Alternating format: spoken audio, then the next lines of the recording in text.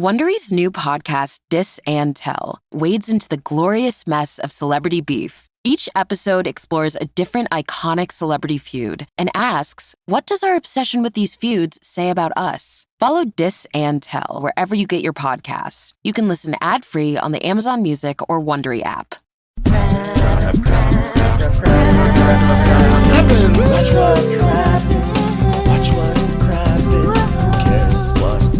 When there's so much that happens, watch what happens. Who cares what happens when there's so much that happens? Hi everyone, welcome back. This is part 2 of a 2-part recap. If you're wondering where part 1 was, well, go check in the feed and be sure to subscribe so that way you always get your episodes. But enough of that, let's get right back into the episode. Oh, he's back. Guess who's back? Ronnie's back. Oh back my gosh. Again. Well, we're going to pause for a sec because I have to press record and then that's going to freeze everything again because, it's 1982 in my house. Okay, Ben, I'm recording and it seems like we're back. So guess what? Thanks for everybody for being here for my professionalism. Okay? Blame the internet. Blame Al Gore's internet for that shit. We are back. We're back for part 2 of this recap.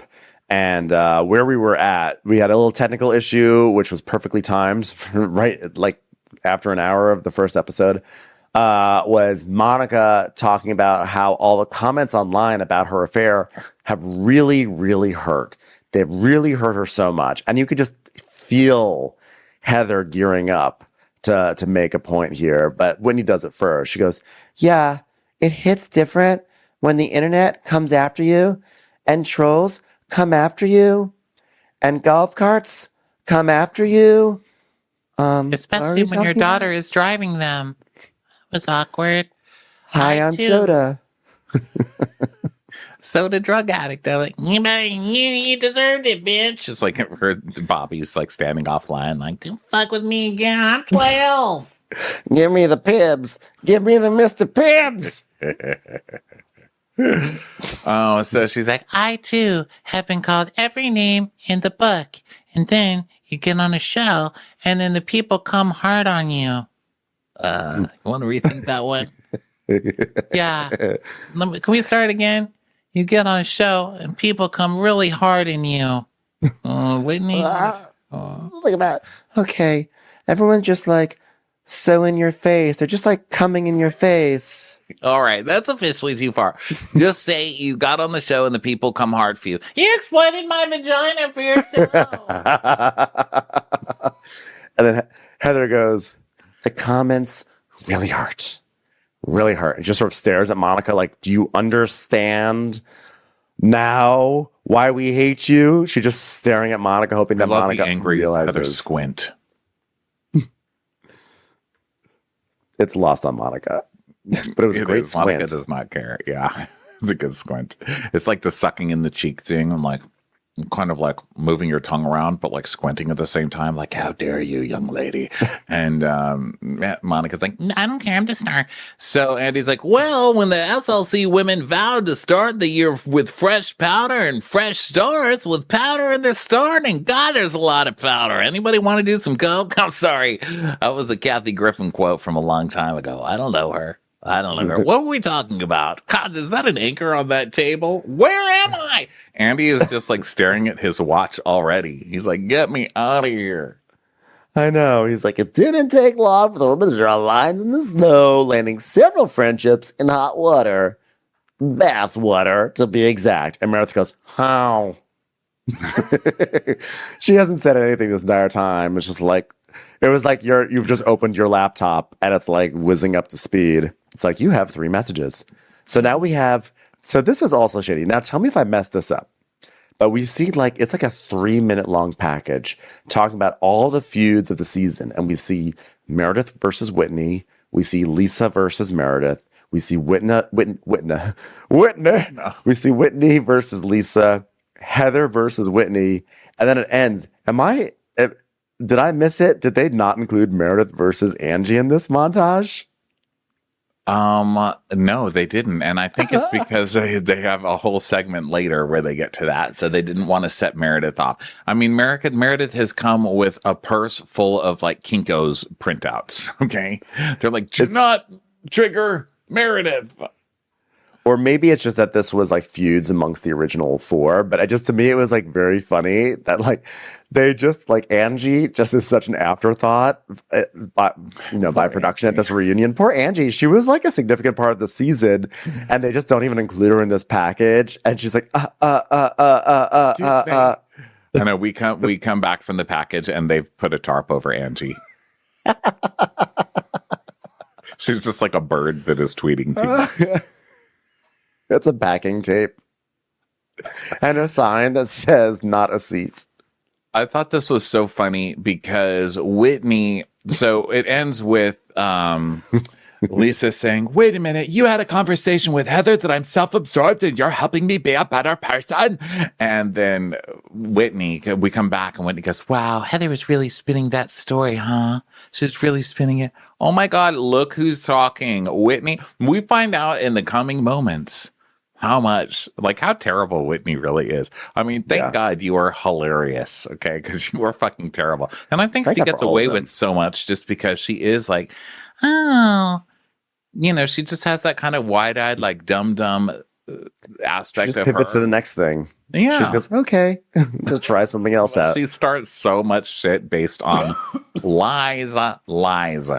So Andy's like, okay, we started the season with our best friend duos back in action. So where do Meredith and Lisa stand right now? Well, Andrew, we had a few bumps along the road for sure.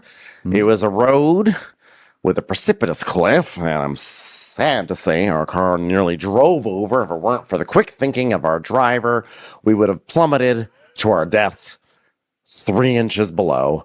But luckily we got through that bumpy road of friendship, and we're in a much better place, specifically my new rental, where my family and I are planning to chop a lemon after this reunion. Thank you. We're in a much better place for sure, Andy.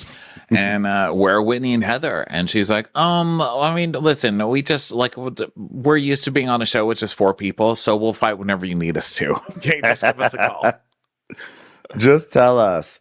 They're like, well, yeah, we're still just like working through some stuff. And Andy's like, well, Meredith, Whitney called you out for your extraneous excuses and watching the show back. Did it make you see? Could you see from Whitney's point of view that you were when you're backed in the corner, you tend to kind of deflect and, I don't know, somehow invoke random children who are ailing from things? Actually, Andy, everyone on this show goes through things. Every one of us. For example, Whitney lost a friend, which was very sad. And how people could come for me after Whitney lost a friend is unquestionable. It is unquestionable. I mean, Lisa cried about her makeup, and I respected that, even though it was a significantly more shallow reason to cry than a child who's suffering somewhere in the world. And I respect people's feelings, and I feel that mine are not given the same respect. I thought for a second when she said, I mean, come on, Lisa crying about her makeup. She'll cry about her makeup. I respect that. I thought she was being like, oh God, look at Lisa. She cries over petty shit like, oh, my makeup. And then I remembered Lisa literally did have a huge breakdown and cursed out the entire staff of the show because she had to wear makeup at the Trixie Motel. I mean, this show. Well, the rap on you is, did someone say rap? As I walk through the valley of the shadows of Diet Coke, I take a look at myself and say, where's the Taco Bell? Do you like that, Andy? That's my rap. So they're trying to explain nicely to Meredith. They're like, well, you can see how it's perceived that you used trauma whenever you're in trouble, right? Even if it's not true. She's like, well, most of the women in this group don't care to ask me what I'm going through. So when I bring it up, they're shocked that I'm going through things. And it's horrible. And Whitney's like, by the way, I personally do care.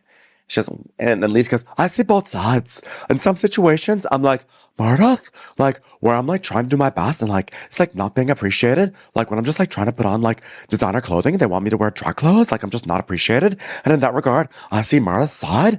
But like sometimes I see how it can look like an excuse. And like now that we know that for you, this is important, I think that's fair. Like you see both sides too, right? And by the way, I like how Lisa's sort of like joining this bandwagon that's like, Meredith, like, how are we supposed to know? Like, Meredith is basically saying, well, this child, I learned about it that morning and I tried to keep it in and then it bubbled out. And they're like, well, how are we supposed to know? If you don't tell us, we don't know. And Lisa's joining on that when earlier in the episode, Lisa was like, well, it's my right not to tell you that that ring had a sentimental value attached to it. They just keep on pivoting back and forth in their hypocrisy. Meredith just keeps trying with this and they keep going, But you understand, that is our perception about it. It's like, no, I don't need an excuse. I will just disengage. Roll my favorite clip. she's watching herself on TV. I am disengaging. I would like to sing along with this next clip on my Pepto-Bismol karaoke microphone.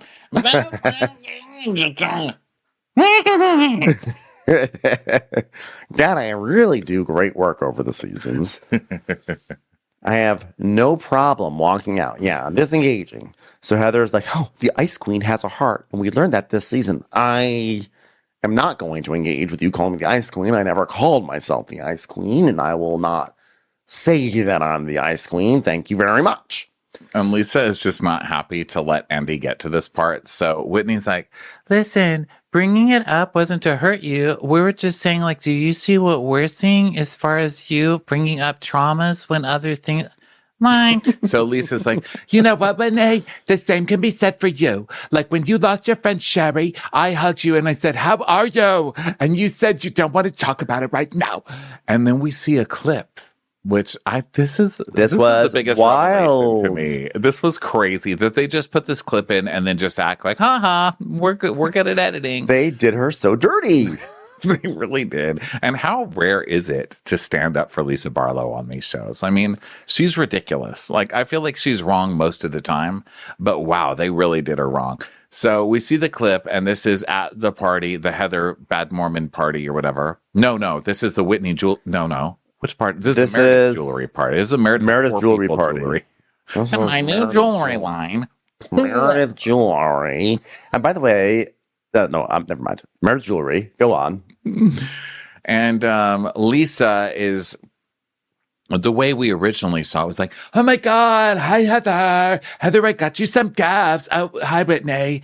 Whitney with a dead friend. Oh my God, Heather, try on this necklace. Ha ha. and like side hugging someone. But the real clip is her coming in kind of the same way and then turning to Whitney and going, Oh, Whitney, how are you though? Are you okay, Whitney? Whitney, okay? Are you okay? Hey, Are you Whitney. okay? No, for real though. Are you okay? Whitney. And Whitney's like, She's like, no, you're not okay. You're not okay. You're not okay. I know. And then, like, it's surreal. Like, I have the chills, Whitney. Like, are you okay? Are you? Tell me how you are. She goes, No, I'm not okay, but I'm strong. yeah. And so, I mean, Lisa gets this a little wrong because she's like, when we come back to the reunion, she's like, I hugged you. And then I asked if you're okay. Well, she didn't hug her, but she honestly did ask. She did like, it was not like, she definitely was like, hey, how are you doing?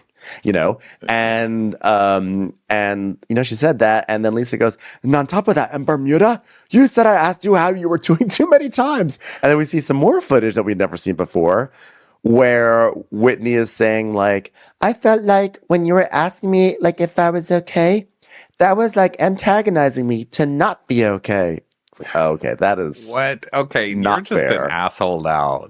Come on. You're just being an asshole now. So Lisa's like, yeah, but then if I don't say anything, I'm not checking on you. I'm like in a $0 on my Jack Finger situation, you know? No women. and Whitney, I just have to point out, Whitney looks crazy today. She's wearing some like ponytail on top of her head, and she's got so many cheap necklaces on. She's like a Mormon rapper. She's like 50 repent. Like, what are you doing? Why do you have so many thin? thin 50 strings Repent, of as played by bagels. Anne Margaret. She She looks crazy. 50 Repent. So that's good. I just thought of that one. Listen, I'm getting so much older. The dad jokes are just, I don't even have to think about them first. They just start rolling off the tongue, guys. You know what rapper she reminds me of? Eminem. Love those candies. God, I want him.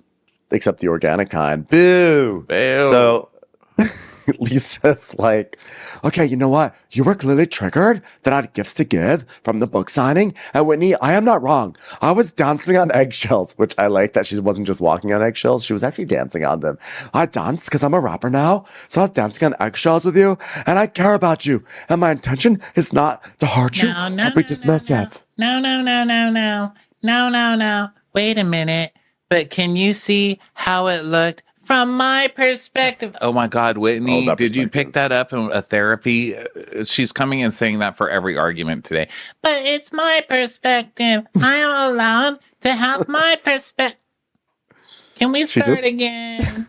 She just saw a 3D depiction of a cube for the first time. Wow. Perspective. She keeps trying to grab it.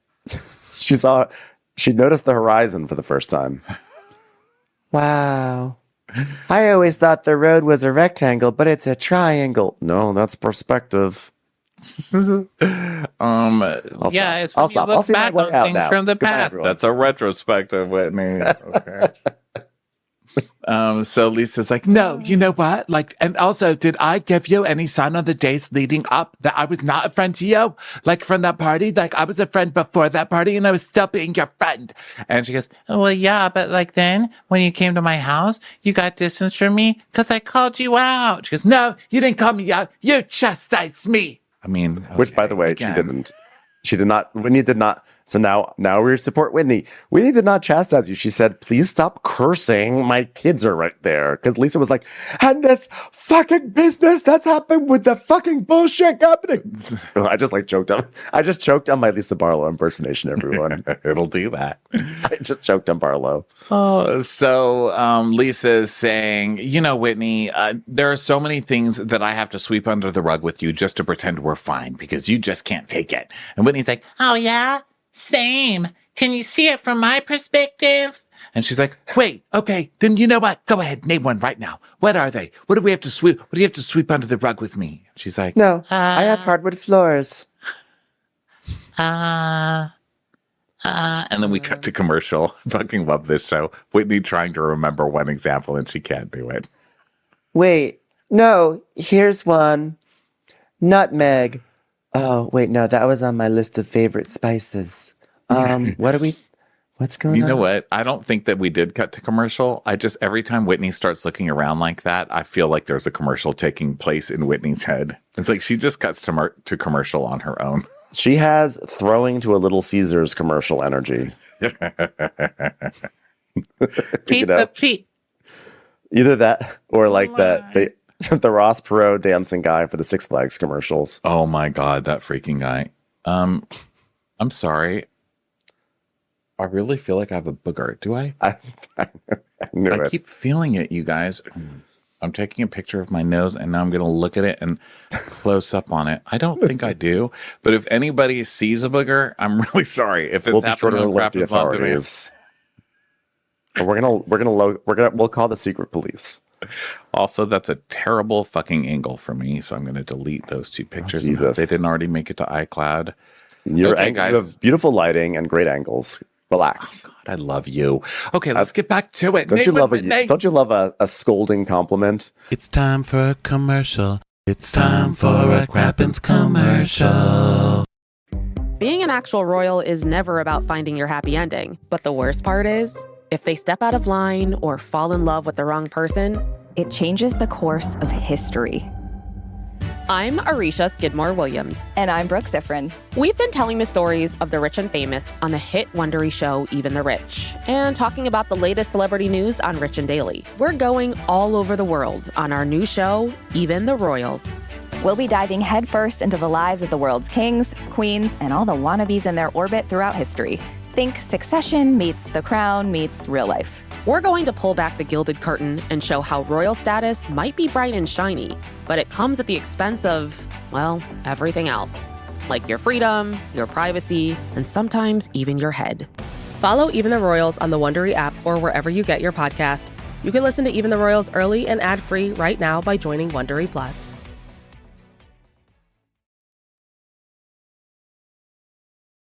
Lisa's like, you know what? You're telling me what happened when it's on camera?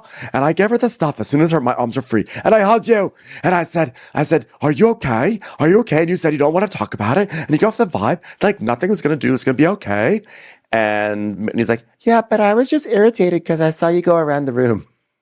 I mean, I don't even know what this means. And Monica is so annoyed that it's not about her. Although I do have to say, she's been pretty good about letting everybody have their moment. She has. Which in general, I think this season, she does that. Like, I'm so in a weird space with Monica. I want to stick up for her all the time, even while I'm excoriating her. But I have to say, during the season, she was a good ensemble member too, and that she would wait for her turn to have the drama, and then she would let everybody else go too. Like, she's good at taking turns. But she's getting annoyed now because she hates Lisa, and she keeps doing this thing where she's lifting all of her hair. You know when people like start lifting the hair and then combing it, and then lifting it, and then combing it with their hands, and then lifting it? Crystal Gale-itis. Crazy. Yeah. Meredith, I forgot what I was going to say, but Meredith is like, well, why don't we just summarize? For all of us, we all have a different history and different experience and a different white bean salad recipe. And if someone says that they're hurting, perhaps the thing to do is to respect that, especially if it's me who says it. And if you don't understand, ask questions, unless you're Angie K, in which case you can go fuck yourself and leave the room. Thank you. I don't like this whole, like, if someone's traumatized, we just respect. It's like you have the right to your own feelings, but everyone doesn't get to publish their own version of history, you know, as if it's like fact or something. I mean, now that is, I was like, raised in the American public school. Have you seen the school system? That's literally the history of history. I'll be walking that back now. Yay, history.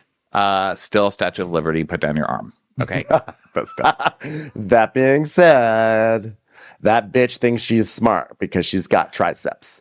Okay. So Judy from Judytown says, Angie, why were you so quick to forgive Monica when she was the one spreading the gay rumors about your husband that literally made him cry? Do we want to roll footage of Sean crying? And do we have any secret footage of him in the shower? No? Okay. Oh my gosh, Angie... She really does not have a leg to stand on here, and it is hilarious. She's like, well, at the time, I was confused by Monica because she kept saying, she's saying this, she is saying that. So I was focused on Meredith being the one, but then I went to the dessert shop and Monica cried, I am an empathetic person, a Greek person. I care about her mom.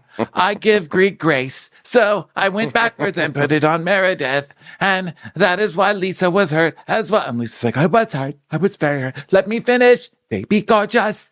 I knew where it was stemming from. So I gave Monica the benefit of the doubt. I was wrong. Why are you laughing, Monica? Monica's like, she was she's like one of the mice, like building Cinderella's dress for the ball. Laugh. Not unlike the dress she wore in the interviews. So I have to say what was funny about this was, so early in the week, in case you missed it, Ron and I did a state of the union for Salt Lake City, state of the SLC with the Brav Bros. You guys could go check that out. And we were making some predictions about the reunion. One of my predictions was that Angie was going to bury the hatchet with Meredith by putting everything on Monica. Like Monica, you know, Monica was the one who pit us against each other. And at this moment right here, I was like, here it goes. Because it looks like she's saying, oh, I was blaming Meredith solely. And I was taking Monica's side. And I was like, see, it's happening. But by the end of the episode, I was like, oh, nope. My prediction is totally wrong. As usual. Well, I got this completely wrong. No, but it is, I mean, look, it's what happened during the season because she kept focusing on Meredith so much that it wasn't like, well, why isn't anybody mad at the one who actually brought it onto television? You know, it was a very good season of snowing people. Well, because Angie probably was thinking, she She was probably thinking, look, I'm going to go after one of the big dogs, to quote Heather on Girls Trip. I'm going to go after one of the big dogs. I'm not going to go after a newbie because that's what always happens. The newbie's got to stick together. That's probably what she was thinking.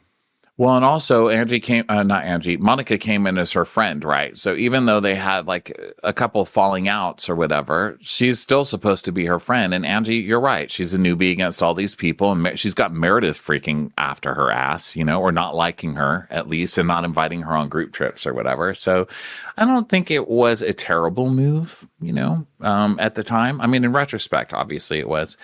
But Whitney's like, I'm sorry. She's like, it hurt my feelings because I've been confronted with many hard situations, and Lisa called me a liar. And Lisa's like, yeah, but then Lisa goes into this monologue. No one stops Lisa. I think someone has taped his eyes open because he's just like, whatever. Lisa goes on and on like a 10-minute monologue about basically how nothing's really fair. And they start getting in this Greek Easter thing. And I don't know, I was getting lost. It's too much of the circle for me. Because basically there's a lot of talk where Angie, like leading up to that, Angie she says like she was focusing on Meredith, and then Monica she's like, what are you laughing at, Monica? And Monica's like, girl, I'm laughing because you keep phrasing it as if I started the rumor. And she's like, what, you started on national television? Because this is a big distinction for them. They're like, you may not have started it, but you brought it onto TV, And she's like, and I think that the bottom line is that in hindsight, I really regret that I bought and fell for everything that Monica was saying. She lied a lot today. She lied a lot last season. I've learned my lesson. But in the moment, I really felt sorry for her. It's like she had never had moussaka in her life. And I thought she cared about me as a friend, and she never was. So Andy is right. All right. Well, me from Kono says, Angie, how do you feel about Lisa calling you weak and a liar? And that's where she's like, it hurt my feelings because I can't believe confused. I've been through so much and she called me a liar. And Lisa's like, yeah, but I was just calling you a liar because you were lying. So I didn't mean to, but I was hurt because I was taking your side. I didn't even know that Monica was the one I didn't know who said it or what Meredith said or who said what. I was just trying to be on your side. And then you don't tell me that you go make up with Monica at a dessert shop. Who does that? Who does that? Was basically her monologue. Yeah. And it was a little confusing for me. I needed a little bit of context into what Lisa was saying. I had to be like, wait, what is she talking about? And I had to really jog my memory, even though it was what they were already talking about. It kind of brought me back to it because I was like, I don't understand any of this. So then Angie's like, yeah, but you called me weak and a liar. She goes, yeah, but I was saying that in the moment because you were lying by withholding things. And so she's like, listen, did I watch our conversation on television? I did. I took account. I said there were things I could do different, Greek. The convo was very one-sided. You didn't do any self-reflecting, Lisa. And Lisa's like, you weren't being forthright. She goes, yeah, but I'm very confused by my own conversation. I was, you weren't doing any self-reflecting, unlike me. And I was self-reflecting because the shirt I was wearing was shiny silver. So Meredith's like, wow, the not sharing with Lisa what Monica told you about me had massive impact on my relationship with Lisa. And in my mind, I'm like, what the hell are you now? What's Meredith talking about? This is when I need a clip because I'm so confused. I know it has something to do because she's with Sean and besides. To me. Oh my gosh. It's because it's like, who started the fight? This is what happens. You light a bomb and then you watch them all scurry and go crazy, which There's is just what been so Monica much that's did. happened. And they have gone and scurried and gone crazy and they all turned against each other and they all had all these divides. And now they're still in the reunion confusing everybody because they're still fighting as if this fight is between each other when it never was in the first place.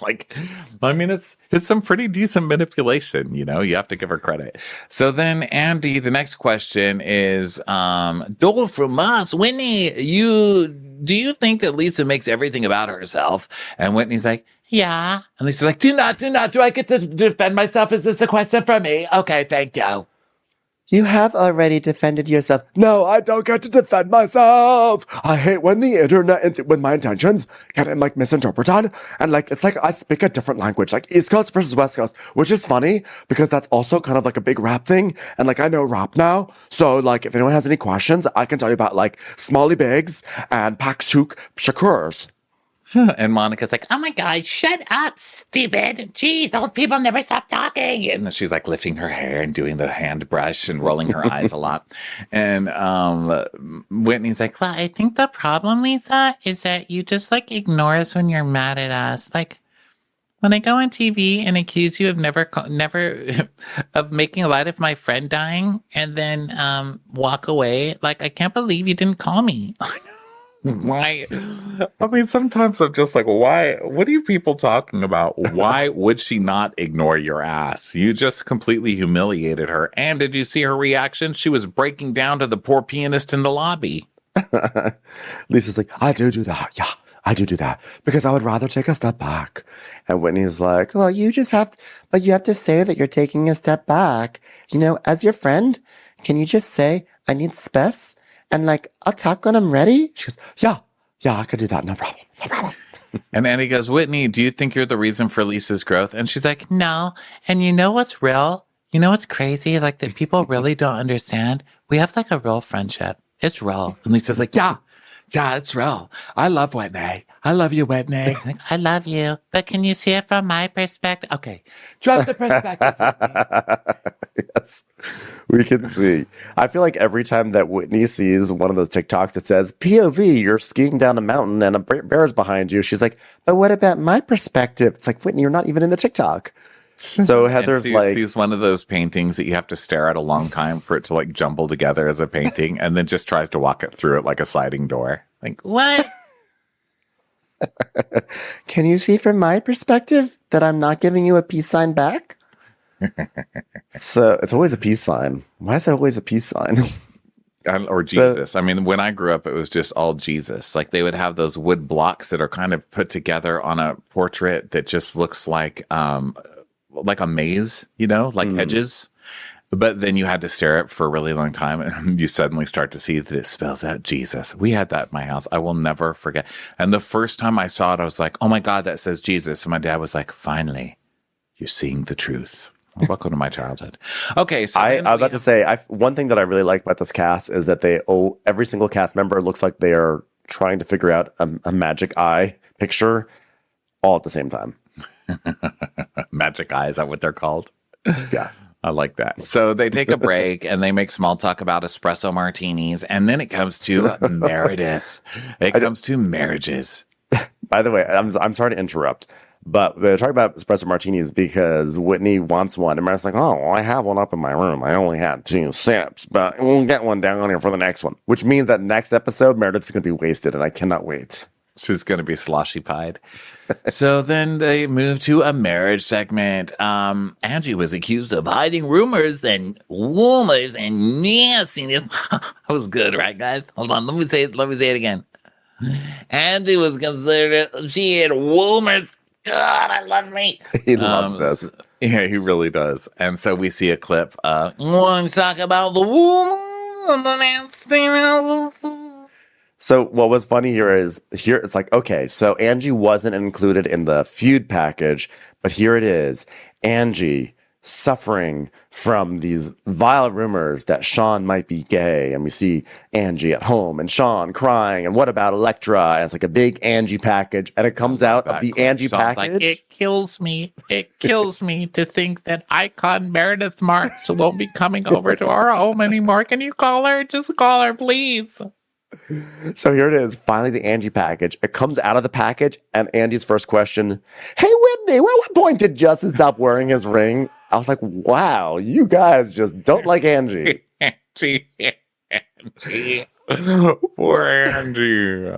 How do you come out of an Angie clip and ask Whitney a question about Justin? That made no sense whatsoever. That is so funny. Okay, so then we get to another part of where I think Whitney was just being a damn liar for a storyline and shows that she'll throw anybody under the fucking bus. So she's like, well, I wasn't even upset about the ring. I was feeling pressure. Yes, you were literally upset about the ring. You sat him down and said, you're not wearing this ring. You went on national TV to be like, every day I look at your ring that you leave in the drawer.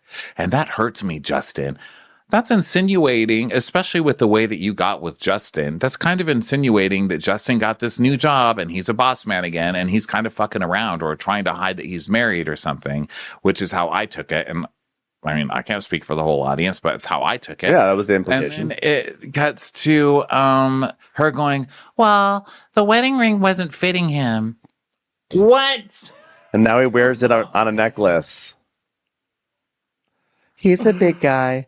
Come on. And she goes, and I didn't even know it. Oh, really? That whole conversation, you said it hurts me that you don't wear your wedding ring, and he didn't say it's because it doesn't fit me. Man, she really will do anything for She's hilarious. a stupid storyline. Come on. She will do it. She will do it.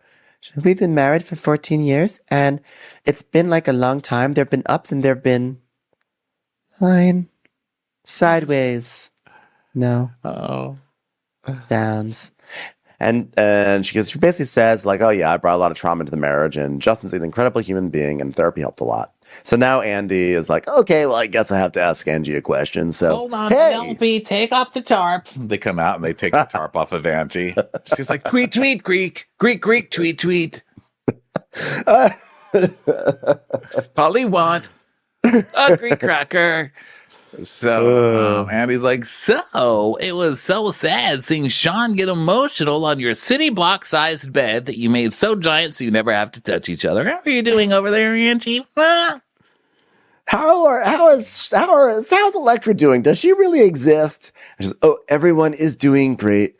I think the big thing is there's a few weeks where you're hearing about it on the internet and you're hearing about it in your business because someone felt they should drop that on national television. That bitch over there next to you, Andy. And Monica's doing the lifting her hair and pulling it, rolling her eyes, and it's being. And I mean, she's got you there. You can't be mad that someone is upset that you went on national TV with that accusation. Come on. Yeah. And just like, no, I'm going to be really clear because I think there was a lot of confusion because Andy says, didn't you know about this already? She goes, 30 years ago when Sean and I first met, people said, oh, that guy is hot. Oh, he has nice legs. Oh, he's sleeping with my boyfriend. People are like, is he gay? And I was like, no, he's a hairdresser and like I'm his wife now. So now, like once it's established that we're a couple in SLC, it wasn't like brought up. And to have this 30 years later that suddenly being brought up and people are bragging about like, oh, he fucks men. This has never come up until this rat came out of the sewer. And Monica laughs evil. You know, she's like, like she really has like this evil witch in She does. She really has like an evil cartoon witch laugh, which is funny. But also, Angie, what is this argument? No one has ever said Sean was gay except for every single day when they saw Sean when we were dating. But then they stopped once I married him. I'm like, oh my gosh, this is not Just the because right he's a hairdresser and cares about his body and married someone who looks kind of like Cher does not mean that he's gay.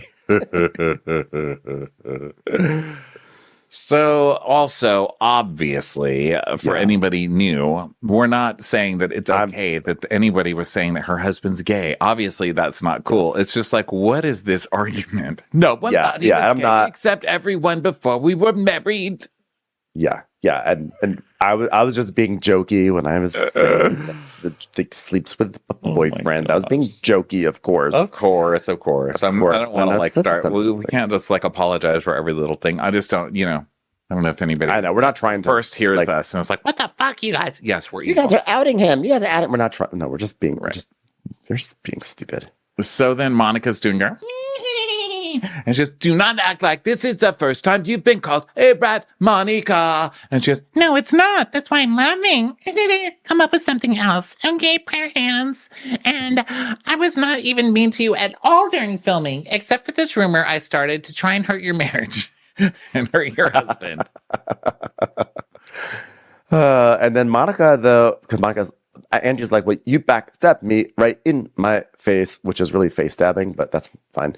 But Monica's like, girl, how is this different from you saying that Meredith lays on her back and spreads her legs, but I'm the evil one? I was like, ooh, she got her. But then Angie is like, yeah, but Meredith wasn't pretending to be my friend, and you did pretend to be my friend. I was like, ooh, Angie got you back. Yeah, she's like, you pretended to be my friend. So Andy's like, Meredith, you didn't say the actual woo, but you did. So good. But you did. You did tangle the woolmas and the nasty carrot, right? What was your motivation to tell them about woolmas and nasty? God, I love this. Meredith is like, oh, first, I didn't say it was about her marriage. And he's like, yeah, but you said you want to talk about the husband. Like, no, well, listen, I have the actual words here. Let me pull this up on my phone. Okay, I'm a little teapot, short and stout. I'm sorry, that was sorry. Those were instructions to Brooksy's nanny. That was for Brooksy. Sorry about that. Okay, all right. Here's the actual words. She reads the whole monologue. It's so funny. She's like, well, let me read. If I want to go for the jugular and talk about the wolves and the nastiness, that's pretty good. All right, everybody, sit down. I know. It was a good one. It was good. All right. Yeah, she's like, you want me to go there with her husband? I can go there with her husband. Don't fuck with me. I'll tell her to fuck Wolf. So then Andy's like, well, it seems like you're dangling a rubber husband. And she goes, correct. But I didn't say, well, a marriage. Case closed and dismissed. You're welcome. Lisa's like, semantics. And goes, what is the difference? And she's like, well, because there could be rumors about her husband. And I said it had nothing to do with her husband. And then he goes, yeah, or it could have been about Angie. Meredith's like, yeah, it could have been about anyone else. Who knows? We all have rumors. There are rumors out there, and that's just how rumors are. Commercials. Here comes one right now. So Andy's like, okay, well, let's say you dangled the wolves. Oh, God. So funny. Well, so he's like, so were you just trying to get them to bring it up on camera? And she's like, no, I was reacting to Angie at the dinner table because I had been drinking, but obviously I had been heavily provoked all day long, and I had other heavy things on my mind, and it was out of anger. And so Andy's like, Angie, what do you think? And she says, well, based on what Monica was saying, you were introducing rumors about my husband, about his sexuality, and that is not right, Meredith. I'm like, you know that she didn't do it. So right. You know that Monica was fucking with you. What are you still trying to tell off Monica? I'll tell you why. Meredith about. It is not right to do this to families with small children, with businesses, with poodles that have pink highlights. I am a pillar of the community of Salt Lake City, and I have always had an incredible reputation. Well, actually, technically, I'm a column in the annual Greek architecture pageant. Monica, that fucking laugh. And Meredith whips out another paper. She's like, excuse me, you have called me a fraud. You have said I have multiple personality disorder. I'm a lying bitch. You criticize my marriage. You criticize my business. You threaten to take a hit on my family. You call me a trampoline with eyes. And she goes, that was a compliment. That I use my son as a pawn to take the heat off me for rumors that I did not spread, and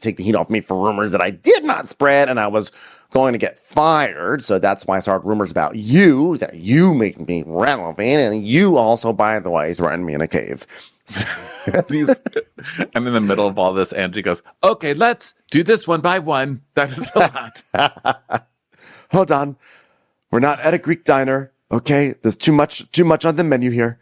So Angie's like, she's like, okay, I do think that I activated you, and you're welcome. I don't know what to say about that. I don't know. It's kind of funny when you're saying my greatest hits. Isn't that right, Andy? I get another season, right? So Meredith's like, okay. Silly, this show. And so she's like, I guess I've triggered you. You're welcome. And so she's like, well, I've been doing a good job of being irrelevant on my own, Angie. Even Monica could afford my new jewelry line. Right, Monica? So the tagline for my jewelry is so cheap you don't even have to shoplift it. So Angie's like, well, I didn't say you had personality disorder. Oh, you did. You did. It's in the press. And she goes, well, your voice was changing, and I don't truly believe that, Meredith. And she goes, well, you said it. And you said it. And not only did I hear it, but so did Mary Featherbottom of London. So I don't have multiple personality disorder.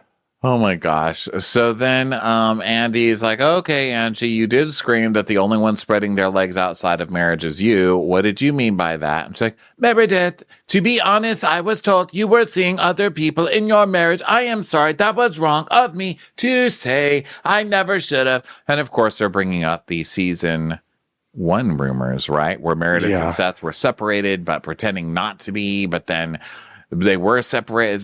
I don't know. And then they came out that they were probably dating other people while they were separated or whatever. Right.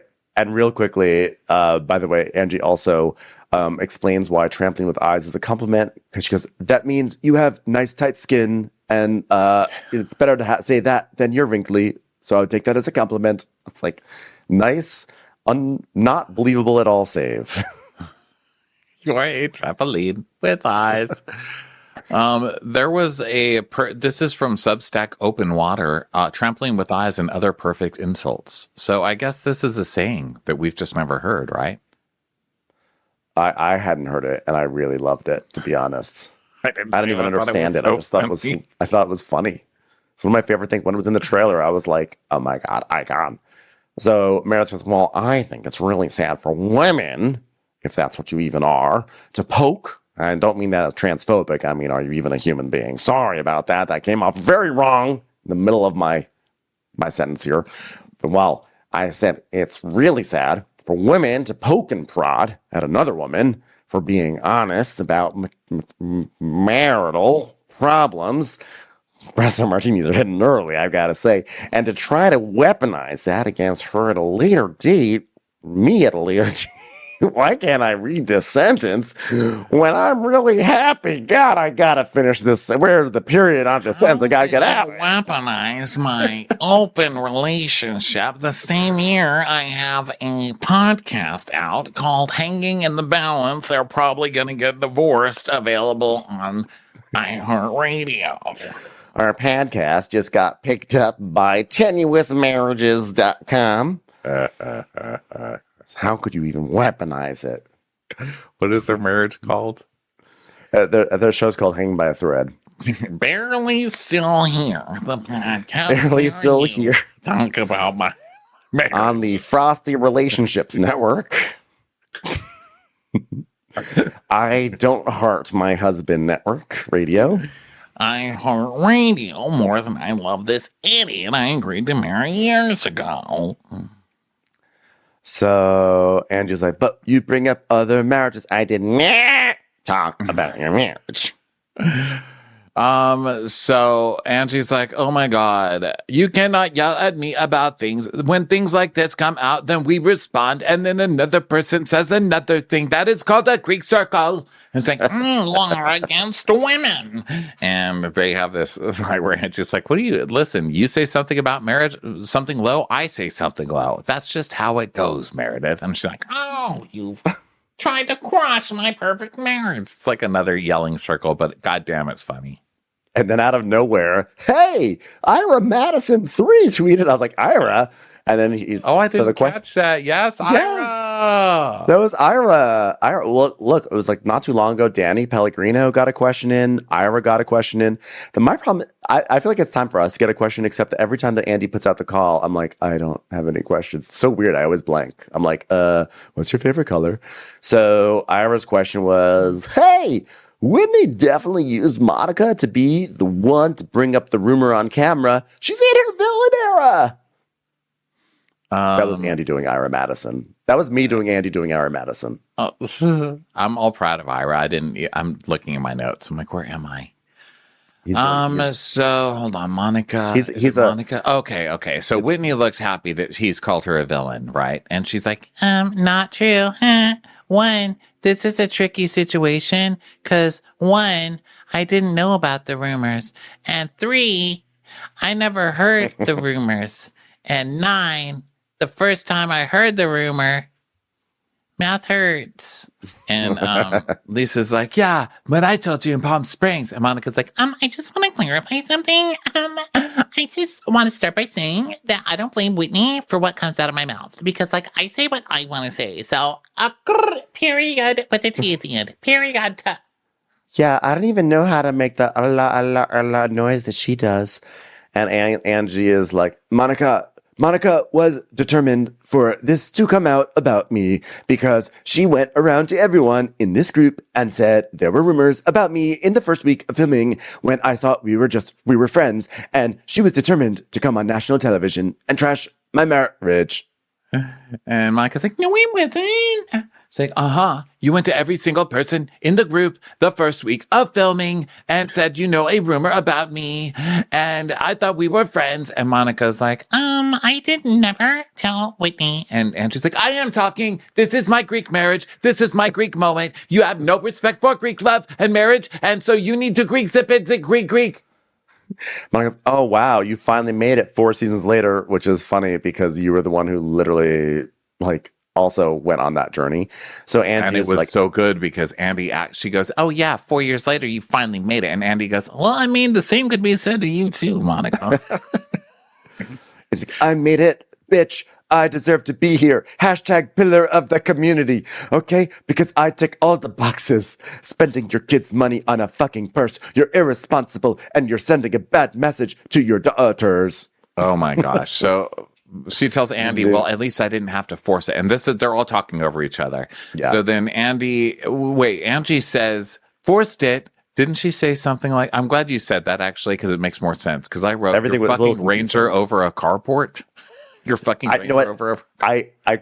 She said something like that, and I couldn't figure it out, so I said, I'll just admit it. But she said something about a carport. I was like, I think she said something about a carport, but it's weird to bring up a carport, so I'm just not going to bring it up. But then again, now that you say it, it's Angie. Of course she'll bring up a carport. I think she's saying, actually, now that we're talking about how we don't get it, I think what she's saying, really forced it. You have a fucking Range Rover under a carport, meaning you don't even have a garage for a nice car. Like, ooh, that's actually cold. About, you fucking faker? That's actually cold. That's so cold. Wow. Well, Andy, this whole thing was cold. And she's like, oh, spending your kids' money on a fucking purse. That is irresponsible. And Monica's like, are you insane? You keep my... Monica makes that high squeal she does in that video with her mom when her mom is like, I didn't push you down those stairs. You did that to you. And Monica thinks she's won something like, I got you to admit it. She starts squealing at her like, you keep my kids out of your fucking mouth. She didn't say anything about your kids. She said you're a terrible mother. That's not saying your kids are terrible. Did not talk about the marriage, talked about the husband. I don't like when people say that. Like, oh, yeah. You better keep my kids' name. She did not say anything about your kids. She said you're terrible at mothering them. That's usually the person who's lost the argument is going to go to the keep my kids out of your mouth, because that means you've lost the argument. So you can throw this sort of like moral high ground thing at them instead. And she goes, yells, keep your kids out of my fucking mouth, you piece of shit. And then she goes, well, then don't talk shit about mine. You can fuck off. I was like, oh, well, there you got it. Like two like kids off. Yes. But I liked it, Angie. You have to say, Angie, well, you don't have to say, I have to say, Angie's not afraid. She may be super awkward and trying to remember her lines 90% of the time, but she's not afraid of fighting with these people. I mean, she went for Meredith and got right in Meredith's face, and behind her back and around her and under her, and popped up above bathroom stalls to try and fight with Meredith. But Monica even whipped out the "how dare you keep my children out of your mouth," which is normally something on these shows that's like a stopper, right? Look what Gina did to Shannon Bedore. What she did? Remind me what Gina did to Shannon. Child remember, she's like, those are my children. You just made a joke about Child Protective Services, which probably, by the way, the crap is we probably should. That moment was a big moment. But so she shut up Shannon with that. But yeah, Angie was like, guess what, bitch? You talked about my kids too. So, Angie, I think that Angie, is she awkward? Yes. Is she thirsty? Yes. Does she try too hard with her fashion? Yes. But I think that she has definitely earned a spot on this show. And I would like to see her come back next season. I think so too. Yeah, I think they're great. I have to say, I think the whole cast is pretty great. It's hard to see how Monica could return, but we've seen stranger things happen. And let's not forget, this is the show that kept bringing back Jen Shah. And Jen Shah was, I don't know how they could ever justify bringing back Jen Shah after so much she did to people on this show. So much of this show is about healing and redemption and, forgiveness. And there's all that stuff. I think they'll make it happen. I think that Bravo's going to let them cool down for a moment. And then Bravo's I'm sure Bravo does. I think Bravo will make Monica step away from reality Vontees, but I think that they're gonna get it. This group is still eager to make their mark, to be with the big dogs of Beverly Hills, etc. Because you know what, their ratings are really good, but they're not nearly as good as Beverly Hills. So they know what it's about, and they're gonna do it. They will. Look, Jen Shah spent a summer railing on Brooks Marks. That is Meredith's son. You want to talk about you don't talk about the children. That's Meredith's son. That is really bad. And Meredith still came back and filmed with Jen Shah. And then not only that, went on to be okay with Jen Shah and then almost advocate for Jen Shah. So it can happen. We can make it work. We'll see, but it has been glorious. That's for sure. Yeah. Everybody, thank you so much for being here. Super fun as usual. And go get your Crappies tickets. Go get them. And they are at watchwhatcrappens.com. And we will catch you on the next episode. Bye, everyone. Watch What Crappens would like to thank its premium sponsors. Ain't no thing like Allison King. Ashley Savoni, she don't take no baloney. Strolling the park with Caitlin Clark. She's not just a Sheila, she's a Daniela. Itchels. Aaron McNicholas, she don't miss no trickolas. She's never scary, it's the Green Fairy. Jamie, she has no last namey. Hava Nagila Weber. Know your worth with Jason Kurth. She's the wind beneath our Jennifer Wing. Sip some scotch with Jessica Trotch. She's always supplying, it's Kelly Ryan. Kristen the Piston Anderson. Let's give a kisserino to Lisa Lino. Megan Berg, you can't have a burger without the Berg. The Bay Area Betches. And our super premium sponsors. Somebody get us 10 cc's of Betsy MD. We're taking the gold with Brenda Silva. Let's get real with Caitlin O'Neill. Don't get salty with Christine Pepper. Can't have a meal without the Emily Sides. Nobody holds a candle to Jamie Kendall. She's not harsh, she's Jill Hirsch. She's a little bit loony. Junie. My favorite Murdo, Karen McMurdo. We love him madly, it's Kyle Pod Shadley. Let's go on a bender with Lauren Fender. We want to hang with Liz Lang. The incredible edible Matthews sisters. Give him hell, Miss Noel. She's the queen bee, it's Sarah Lemke. Shannon, out of a cannon, Anthony. Let's take off with Tamla Plain. She's quite the catch, it's Victoria Cotchett. She ain't no shrinking Violet Kuchar. We love you guys.